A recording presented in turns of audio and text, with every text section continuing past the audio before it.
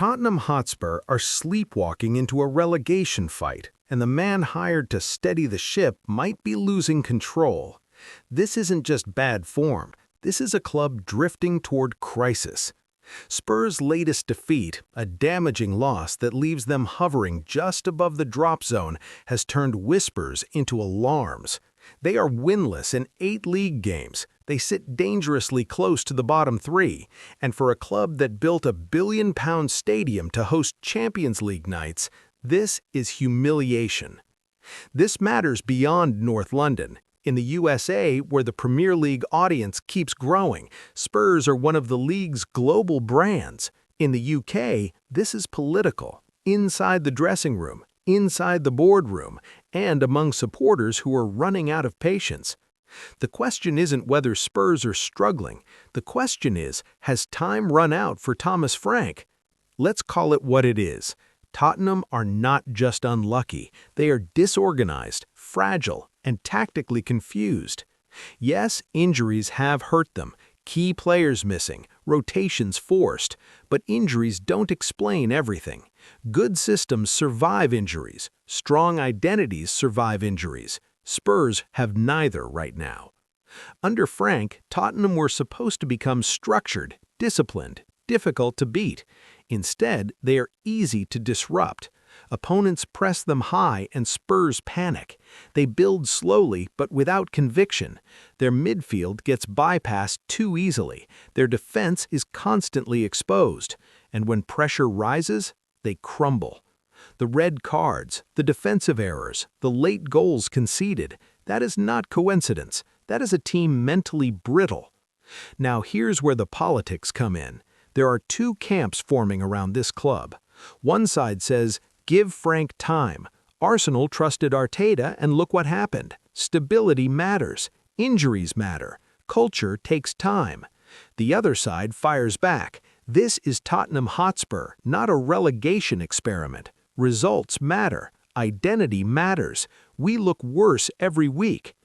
Both sides have arguments, but the table doesn't lie. Spurs are hovering just above relegation territory, and when pundits start saying they're in a relegation battle, that's not drama, that's reality. Let's be honest with the American audience watching. Relegation is not just embarrassment, it's financial damage, it's brand damage, it's recruitment damage. Sponsors rethink contracts, players push for exits, momentum collapses. For a club of this size, that's catastrophic, and right now, Spurs look closer to crisis than correction. What's actually going wrong? Here's the football truth. Spurs lack midfield control. When they lose possession, their transition defense is slow. The fullbacks push high, leaving gaps behind. The center backs are exposed in wide channels. In attack, they recycle possession but lack penetration. Too predictable, too safe, no vertical aggression. The front line gets isolated. There is no clear pressing trigger, no consistent shape when defending deep, no plan B when trailing. That is coaching. And when fans say, "What exactly are we building?" that's not emotional outrage, that's a fair question.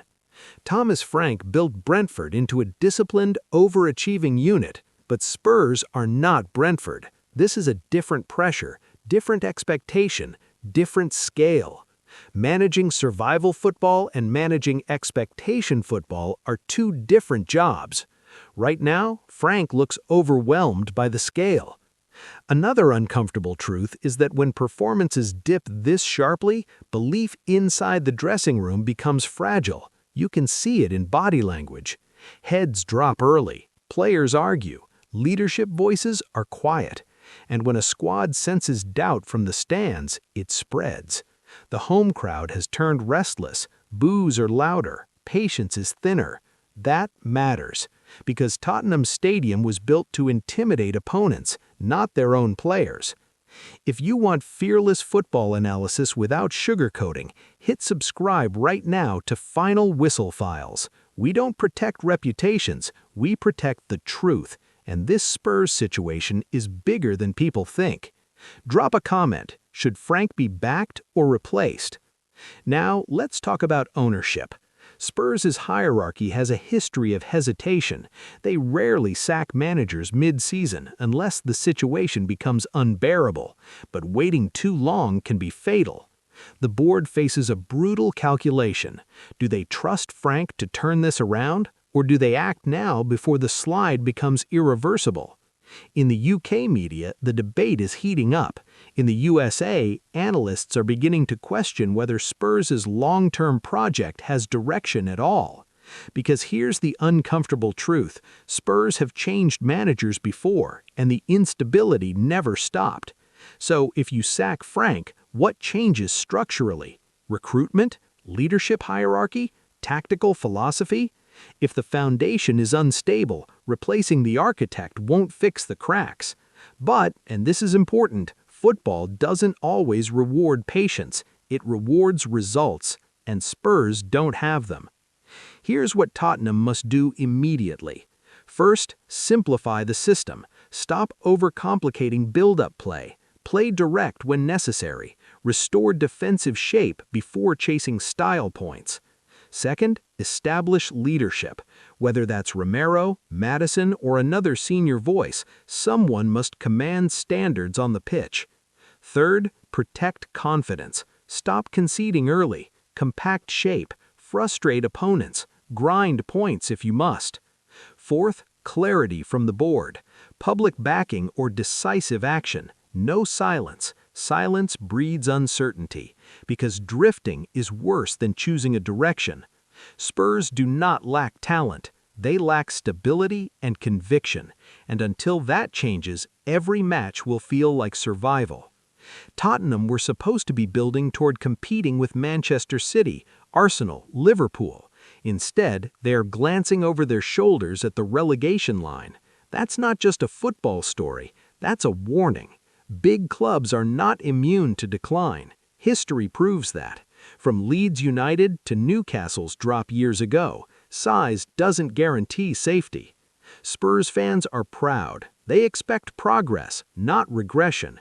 So has time run out for Frank? It hasn't officially, but in football, perception becomes reality quickly. And right now, perception is turning fast. If you believe Tottenham can still recover, tell us why in the comments. If you think change is inevitable, say it. And make sure you subscribe to Final Whistle Files, where football politics meets fearless analysis, because this Spurs story isn't over, it's just getting more intense.